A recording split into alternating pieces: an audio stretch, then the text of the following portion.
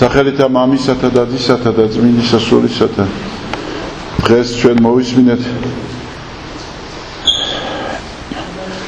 პატარა მონაკვეთი მათის სახარებიდან სადაც მოთხრობილი იყო იგავი რომელიც წარმოთქვა მაცხოვარმა ძალიან მნიშვნელოვანი იგავი სხვათა შორის ადვილად გასაგები მაგრამ რთულად შესასრულებელი თითქოს ყველაფერი ხელის გულზეა მაგრამ რეალურად შორს ვართ ამ საქმის აღსრულებისგან იგავის შინაარსი შემდეგშია რომ კაც ჰქონდა დიდი ვალი ხელმწიფისა და ხელმწიფე მოითხოვა მისგან ამ ვალის დაბრუნება აქ არის ნათქვამი კონკრეტული თანხაც და თანხა იმიტომ არის ნათქვამი რომ მაცხოვარმა გაამძაფროს და რაღაცნაირად უფრო კონტრასტულად წარმოაჩინოს შინაარსი ამიგავის მოკლედ ადამიანს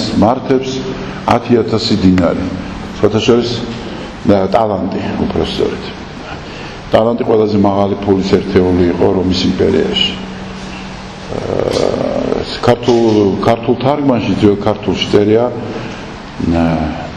ბევრი მართებს და ძველ ქართულად ბევრი 10,000 ნიშნავს მაგალითად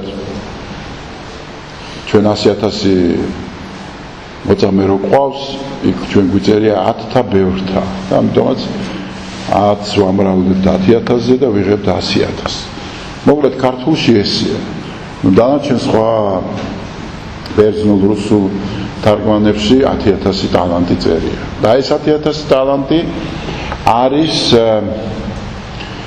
როგორც ბიბლიისტები ამბობენ ერთი დიდი სერიოზული პროვინციის ბიუჯეტი რომის იმპერიაში ანუ ამ თანხას ერთი ადამიანი შეუძლებელია რომ გადაეხადოს ერთმა ადამიანმა და რახან არაფერი არ ქონდა მას და ამ ხელა თანხას ის ვერ გადაიხდიდა მან უთხრა რომ ხელმწიფემ გაეყიდათ მისი ცოლშვილი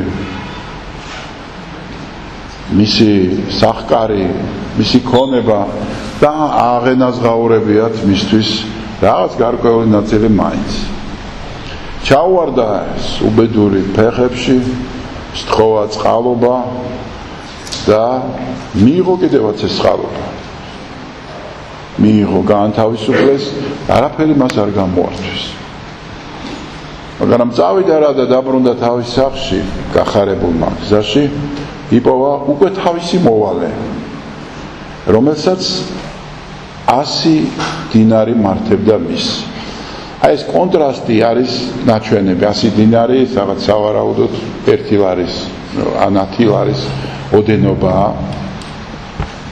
ჩვენი ფულით ანუ ეს კონტრასტი არის ნაჩვენები იმიტომ რომ დავინახოთ რომ რამხელა არის ეს სხვაობა შემდეგ უკვე მის განმარტებაში რო გადავალთ სხვაობა ჩვენ ცოდვებსა და ჩვენს მოყვასის მიმართ ჩადენილ ცოდვასა და ღვთის წინაშე ჩადენილ ცოდვას შორის და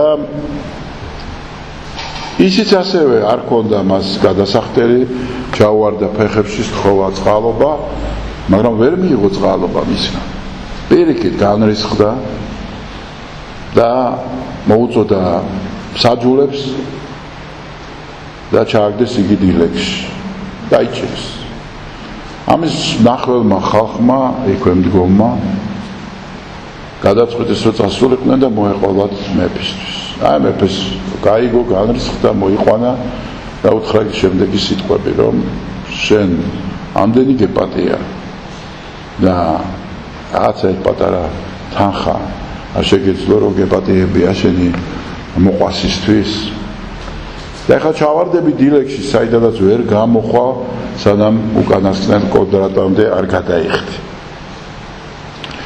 ასე სრულდება ეს სახარება და ყველაფერი ნათელია ლაპარაკობთ იმაზე რომ მოწყალე უნდა იყოს ადამიანი ჩვენ მამაუჩვენოშიც გვიწერია რომ აპატია ისე როგორც მე ვაპატიებ შესაძლოა ძალიან უცნაური სიტყვებია, ხო? ჩვენ ვთხოვთ უფალს, რომ ისე გვაპატიოს, როგორც ჩვენ ვპატიობთ. ანუ ჩვენ ვიღებთ პასუხისგებლობას ჩვენ თავზე მოწეულ, ესე იგი, პატიებასა და არ პატიებას. ეს უკვე ღვთის გადასაწყვეტი არ ხდება, გაპატიოს თუ არ გაპატიოს. შენი გადასაწყვეტია გაპატიოს თუ არ გაპატიოს. ანუ ისე მაპატიე, როგორც მე ვპატიო. და კი ბატონო, საკისებურად მოქმედებს ამ შემთხვევაში უფალი და გაპატიებს ისე, როგორც ჩვენ ვაპატიებთ. აქ არის შემდეგი სურათი, როგორც ყოველთვის მეფე, თქვა დიდგვაროვანი არის ღმერთის სიმბოლო სახე და დანარჩენი ადამიანები, ხო? ანუ ჩვენ თითოეულ ადამიანს ჩვენ გვმართებს ძალიან დიდი წყალობის გამოთხოვა ღმრთისაგან. შეუდარებლად განსხვავებულად, ვიდრე ჩვენზე აქვს ვინმეს მოსაცემი. ვინაიდან სამღვთო ჩვენი ცოდვები და ჩვენი არასწორი ქმედებები და აცემები და უბედურებები, რომლითაც ჩვენ ვსვდათ ღვთის წინაშე, გულისხმობს აი ამ დიდ ფასს. და ეს დიდი ფასი, გამოსყიდვის ფასი, მაცხოვარმა გადაიხადა ჯვარზე მყოფმა. არა?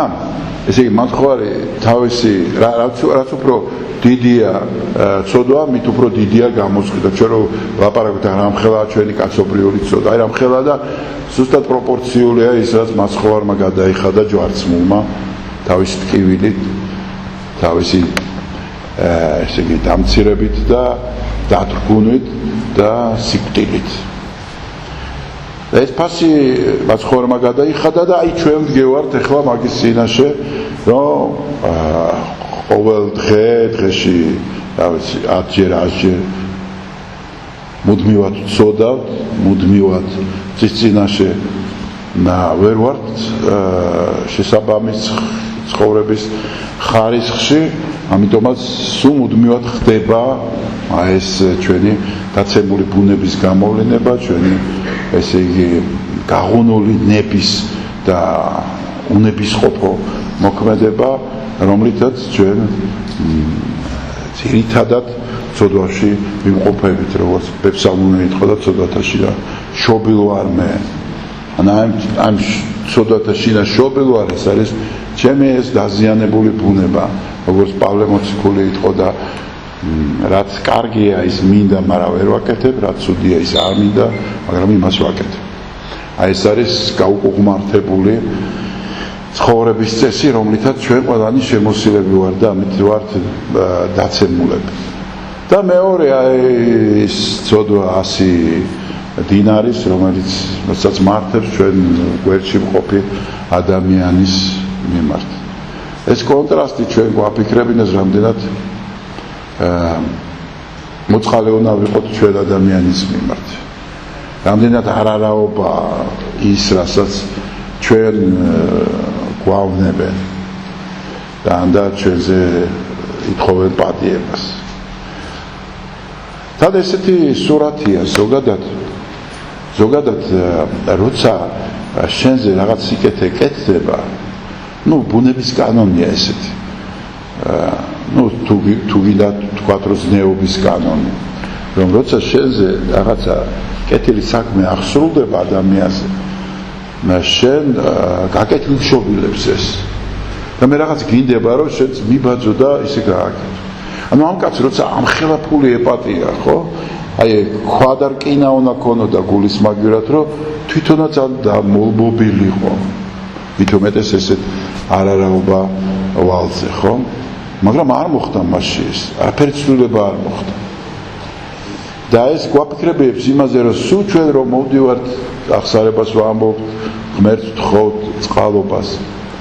ჩვენშიც ეს ფერისცვალება უნდა მოხდეს, ყოველთვის უნდა მოგელბოს გული და აი ეს ასპარეზი, სადაც უნდა მოგელბოს გული, პრაქტიკული შენი საქმიანობა არის სწორედ შენ მოყვასის მიმართ, როგორი შემწყნარებელი ხარ. ეს არ არის მარტო ფულზე აქ ლაპარაკი, ხო? ეს უბრალოდ მაცხოვარმა ასე რაღაცა ფინანსური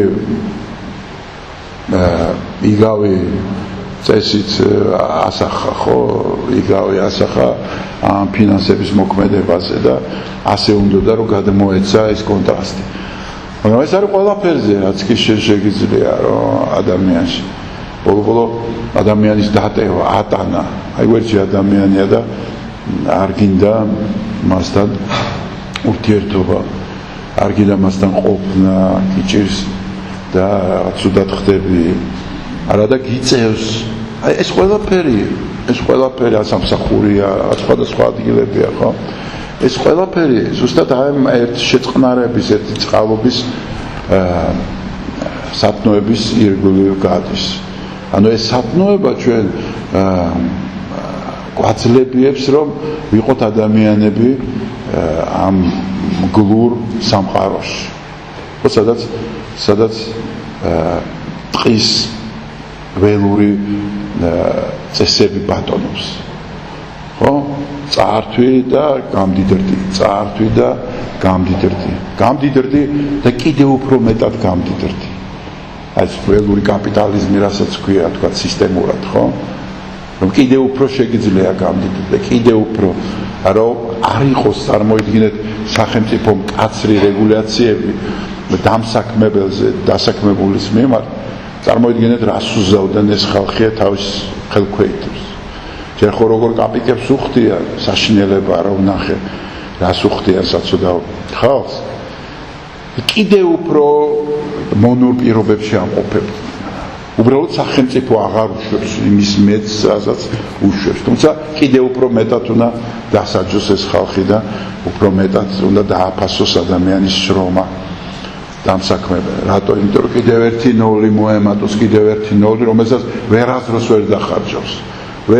ვერ დახარჯავებს ნახე სისტემა როგორ მოქმედებს და 100 მილიონის ირგვლივ მოქმედებს ერთნაირი ცხოვრების წესი ანუ 100 მილიონი ვისაც აქვს ზუსტად ისევე ცხოვრობს როგორც 10 მილიარდი რო აქვს ცხოვრების წესი არ იცვლება ნუ ახლა იმ სასტუმროზე საუკეთესო არ არსებობს საუკეთესო ის არ არსებობს იმაზე საუკეთესო დასვენება არ არსებობს ისეთ საუკეთესო მანქანა არ არსებობს ნუ არაფერი არ არსებობს 100 მილიონია რასაც ატრიალებ დანარჩენი არის აი არაფერი უბრალოდ შენი გულე დამშვიდობელი რომ მილიარდები გაქვს თუმცა შეგიძლია ქველმოქმედება გააკეთო რასაკვირველია ამაში დიდი სხვაობა იქნება მაგრამ ცხოვრების წესი 100 მილიონის იქით აღარ იცვლება ასეა რა ვიცი ესეა ესეთ სტატისტიკა ვნახე ხო და აი ამაშიც ჩანს ყველაფერში ჩვენ სამსახურში ჩვენ საქმეში წყალობის ერთიან სამართო საქმეში მონაწილეობა ჩვენ ამ წყალობაში შემოგვიყვანა ღმერთმა იცი მან გვიწყალობა და ფასი წყალობის იყო აი ის სიკვდილი და ჯვარცმა საშინელი დამცირებული და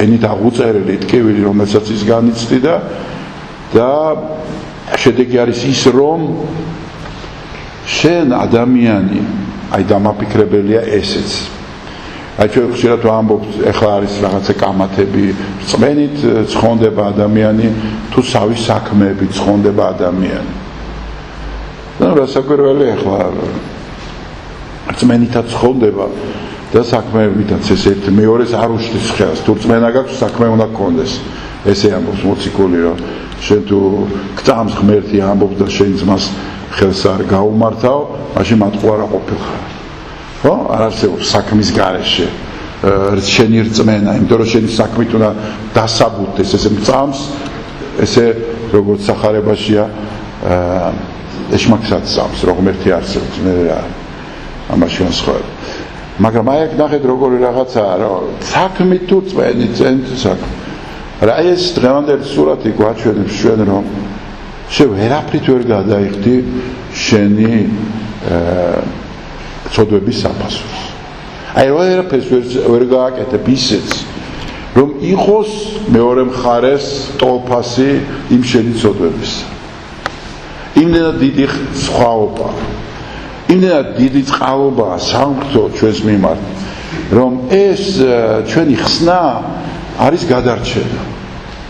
თუნდაც ისეთი დიდი მოღვაწე, როგორც მარიამ ეგვიპტელია, ან ანტონი დიდია, ან რა ვიცი, ნებისმიერ წმინდანი, ყველა წმინდანი ერთად რო ავიღოთ. ხო? მაინც სამღვთო წყალობის მნიშვნელობა ბევრად უფრო მაღალია, ვიდრე ჩვენი ცოდვები. და ჩვენი ცოდვები კიდევ უფრო მძიმეა, ვიდრე საერთოდ რაიმე შეიძლება იყოს ადამიანისგან გაღებული ერთმანეთთან შეფარდებით. ასე რომ წმენით ცხონდებით თუ საქმით ყოველთვის ცხონება არის ჯილდო, საჩუქარი ღმრთისაგან. ადამიანს რომ შეძლებოდეს თავისი ცხოვრებით გამართლება და ღვთის წინაშე სასუფეველის დამკვიდრება, მაშინ ამხელა ტანჯვა და ამხელა უბედურება, რაც პირველ საუკუნეში გოლგოთაზე მოხდა, აღარ იქნებოდა საჭირო. მაგრამ ადამიანს არ შეუძლია ამის გაკეთება. ადამიანის გონებისთვის ეს და ძალებისთვის ეს 10,000 ჯერ ბევრჯერ აღემატება. ასე რომ სამღვთო წყალობა და ცხონება ყოველთვის გადის ღვთის ჯილდოზე და საჩუქარზე. არა დამსახურებლისამებრ ჩემისა, გახსოვთ, ლოცვებში ვცვალობთ, არამედ წყალობისაებრ შენისა. ჩემ დამსახურებს ჯერ ესეთი რა დამსახურება მაქვს, მაგრამ რაც მაქვს ხო იმისთვის კი არა, იმისგან კი არა, აქედან გამომდინარე კი არა. არავით არა. იმიტომ რომ შენ ხარ მოწყალე, იმიტომ რომ შენ ქმნილებას, რომლის იმდენად ძვირფასია შენთვის, რომლის გამოც შენ მოდიხარ და ჯვარს ეცვა. მე თმა დაგლოცოთ და გაგახარ.